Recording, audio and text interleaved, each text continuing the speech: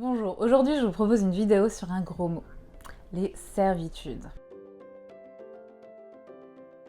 En général, vous l'avez vu dans votre acte d'achat ou voire dans votre compromis, dans la vaste majorité des cas, je suppose qu'il y avait écrit qu'il n'y avait pas de servitude sur le bien.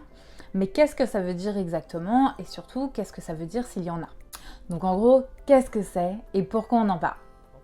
Vous allez voir qu'outre être un mot que vous allez comprendre à la fin de cette vidéo si vous ne le compreniez pas jusque-là, les servitudes, ça a une réelle importance. Mais avant ça, qu'est-ce que c'est? Une servitude, on appelle ça un droit immobilier accessoire au droit de propriété. Pourquoi est-ce qu'on appelle ça accessoire? C'est tout simplement parce qu'on ne peut pas l'avoir sans avoir le droit de propriété sur lequel il est rattaché. C'est un petit peu comme un accessoire de mode. Si on prend l'exemple d'un foulard, on n'imaginerait pas porter un foulard sans porter la tenue qui va avec. Ce serait quand même extrêmement bizarre d'avoir quelqu'un qui aurait juste noué un foulard et qui serait sorti comme ça, nu. Du moins, ça poserait quelques problèmes. Donc voilà, vous pouvez considérer la servitude comme un foulard. Elle est forcément raccrochée au droit de propriété, elle ne peut pas se balader seule dans la rue. Qu'est-ce que ça veut dire également? Ça veut dire qu'elle est attachée au droit de propriété, donc sur le bien lui-même, et non pas, elle n'est pas rattachée à la personne du propriétaire. Donc c'est vraiment indifférent, le propriétaire précédent, vous, le propriétaire suivant, peu importe, elle n'est pas attachée à la personne du propriétaire, mais vraiment au bien. Donc tous les propriétaires successifs vont soit en bénéficier, soit la subir. Et on comprend bien que lors d'une vente, le bien est donc vendu avec la servitude et il est donc nécessaire d'en avoir connaissance, notamment dans le cadre des servitudes passives ou subies. Donc pourquoi est-ce que c'est si important et quelles vont être les conséquences en réalité? On l'a dit très brièvement, il y a des servitudes dont on bénéficie et d'autres que l'on va subir. Une servitude dont on va bénéficier, ça va être par exemple un droit de passage. Et tiens d'ailleurs, le droit de passage, je vais garder cet exemple parce qu'en réalité c'est un bon exemple vu que c'est une servitude qu'on va subir, le même droit de passage, pardon, on va soit le subir, soit en bénéficier. Je m'explique. On va prendre l'exemple d'une propriété enclavée. Et c'est pour ça que je me suis mise ici pour avoir le tableau derrière et essayer de vous faire des schémas. On va voir ce que ça donne et surtout si vous les voyez correctement. Donc dans le cadre d'une propriété enclavée, donc on va dire grosso modo qu'on a une propriété ici et une propriété là.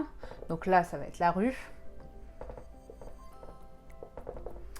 Et donc là on va avoir une première maison, là une deuxième maison. Voilà, très joli schéma. Que vous le voyez bien à l'écran. Bon, j'ai l'impression qu'on le voit, je sais pas si on voit très bien, mais on voit. Et là, c'est clôturé, là, c'est clôturé. Donc pour lui, il est enclavé. Pour accéder à sa propriété, il doit passer là sur un chemin. Ça va être la servitude de passage. Ce fond-là, le fond numéro 1, c'est le fonds qui va subir la servitude, on appelle ça aussi le fonds servant, et le fonds 2, ici, ça va être le fonds bénéficiaire de la servitude. Il bénéficie du droit de passage, ici, chez son voisin. Voilà, j'espère qu'avec le schéma, c'est un petit peu plus clair. Et c'est important, parce que le propriétaire du fonds servant, en fait, la servitude, elle va quelque part avoir comme conséquence de diminuer la valeur de son bien. C'est quand même assez rare, sauf éventuellement très grande propriété, mais c'est quand même assez rare qu'on apprécie qu'il y ait quelqu'un qui vienne traverser notre bien pour aller derrière chez lui. Que ce soit compréhensible, oui, qu'on ait envie d'avoir quelqu'un qui passe chez nous, pas forcément. Donc ça fait diminuer la valeur du bien très régulièrement. Par ailleurs, en ce qui concerne les relations de voisinage, il vaut mieux être au courant et savoir ce que l'un et l'autre a le droit de faire afin d'éviter au maximum ou de minimiser les difficultés de voisinage. Ce qu'il faut toutefois savoir, et ça c'est légal, c'est que le propriétaire du fonds servant il doit avoir une attitude purement passive. Il doit laisser la servitude s'exercer. Il n'a pas le droit d'aller contre. Par exemple, là, si on reprend le petit schéma, alors c'est dommage, j'ai qu'une seule couleur là, mais par exemple, il n'a pas le droit d'installer des barres d'obstacles. Il doit laisser le champ libre au passage de son voisin. Il ne peut pas entraver le passage de son voisin. Dans ce cas-là, il entraverait la servitude et ça, il ne peut pas le faire. A contrario, le propriétaire du fonds bénéficiaire, donc numéro 2 là dans mon exemple, lui, il ne peut pas aggraver la servitude. Donc par exemple, si on prend l'exemple de propriété à la campagne, il n'a pas le droit de laisser, enfin voilà, on imagine que ce sont 2 grands champs, il n'a pas le droit de laisser un chariot sur le passage sur le fond du propriétaire numéro 1. Parce que là, il vient gêner le propriétaire numéro 1 et le droit de propriété du propriétaire numéro 1. On pourrait se dire, oui, bon, en fait, les servitudes, ça sert que à la campagne, comme là, dans l'exemple de champ, ou je ne sais trop quoi. Et en fait, c'est quand même beaucoup moins rare qu'on pourrait le penser. Par exemple, moi, exactement ce cas-là, je l'ai vu il y a quelque chose comme une semaine de ça, quand j'étais en train de faire des visites de maison. Bon, alors vu que mon schéma commence à être un petit peu embrouillé, je vais essayer de faire un petit peu de place. Hop. D'ailleurs, je vais essayer de vous le refaire en plus gros pour que vous puissiez mieux voir. Donc, on avait une première maison ici.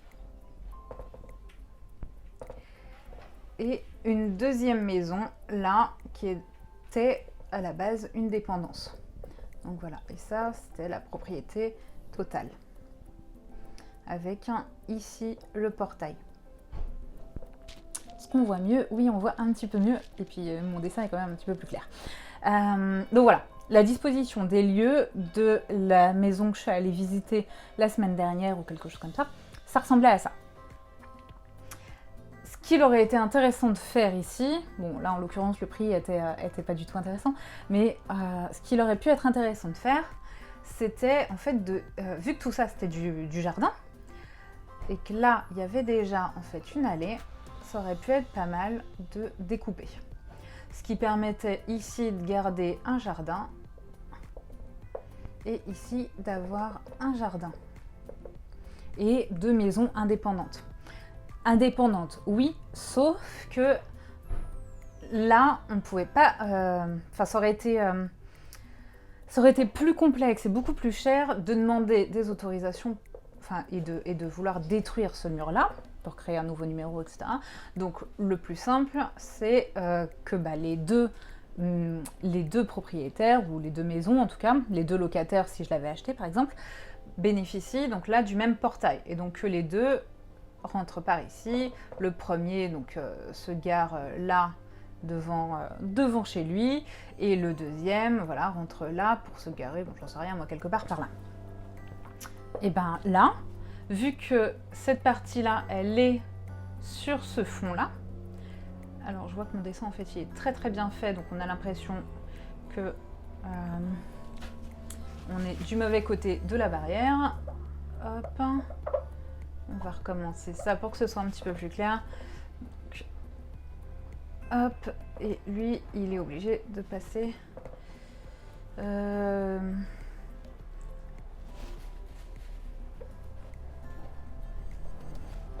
exactement comment c'était, mais c'était très très clair dans le... je crois que c'était parce qu'il y avait un décroché ou un truc comme ça. Voilà, et il était obligé de faire un truc comme ça. Enfin bon, peu importe, je pense que vous avez compris l'idée. Là, donc le propriétaire numéro 1 ici, il était obligé de laisser passer en fait. Donc là, il avait une servitude subie sur son bien pour pouvoir laisser passer le propriétaire numéro 2. Donc voilà, bon, mes schémas sont pas forcément très très jolis, mais j'espère au moins comme ça que vous avez compris ce que c'était, et en tout cas en ce qui concerne les servitudes de passage, et que c'est un petit peu plus clair quand même. Je me dis, bon, un dessin vaut 1000 mots, et puis que vous compreniez également que c'est pas aussi rare qu'on pourrait le penser, parce que ça c'était en ville, en pleine ville.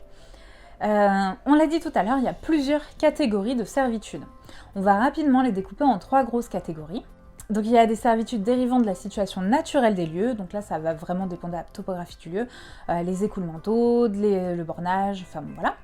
Il y a des servitudes d'urbanisme ou communales, je voulais dire d'urbanisme ou imposées par la loi, et effectivement elles ont pour intérêt de sauvegarder l'utilité publique ou communale.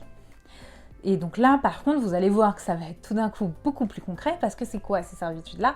En général, ça va être tout ce qui va être servitude de mitoyenneté, de vue, droit de passage, respect des distances de construction, ça, vous voyez bien que c'est plutôt en ville. Qu'est-ce qu'on pourrait avoir d'autre? Enfin, j'en sais rien, mais là déjà, je vous ai donné quand même quelques exemples. Et ensuite, la dernière grosse catégorie, ça va être toutes les servitudes conventionnelles. Parce que oui, on peut créer des servitudes. Dans ce cas-là, il faut que les deux propriétaires soient d'accord et qu'elles procèdent par un acte notarié.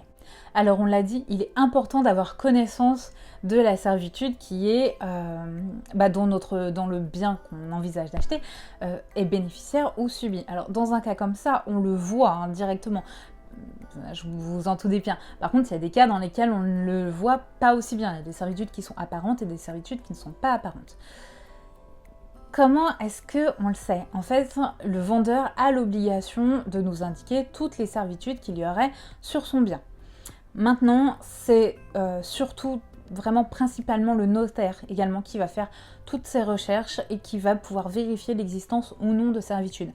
Comme on l'a dit, en fait, si ce sont des servitudes conventionnelles, elles ont été enregistrées par acte notarié, donc il va pouvoir les retrouver. Si ce sont des servitudes communales ou d'urbanisme, etc., dans tous les cas, il va pouvoir aller rechercher dans les bases de données appropriées et pouvoir indiquer s'il y a ou non une servitude sur ce bien. Cette recherche, donc, elle est bien sûr d'autant plus importante, comme je vous le disais il y a un instant, parce qu'il y a des servitudes qui ne sont pas apparentes. Un exemple, ça pourrait être, alors là pour le coup c'est un exemple dont on bénéficierait, que j'ai en tête, c'est l'exemple d'une interdiction de construire. Dont on pourrait bénéficier ou non d'ailleurs, si c'est sur notre propriété qu'on voudrait découper et construire. Donc voilà, ça fait partie des servitudes qui ne sont pas apparentes de suite et dont il est important d'être tenu informé avant de finaliser l'achat du bien qu'on a en vue. Voilà, j'espère que vous y voyez plus clair sur ce qu'est une servitude, malgré mes dessins pas très jolis, mais j'espère qu'ils auront été assez illustratifs pour vous aider. Bien entendu, comme d'habitude, si vous avez aimé la vidéo, n'hésitez pas à mettre un j'aime, à commenter la vidéo, à vous abonner à la chaîne, et puis je vous dis à la prochaine vidéo. À très bientôt.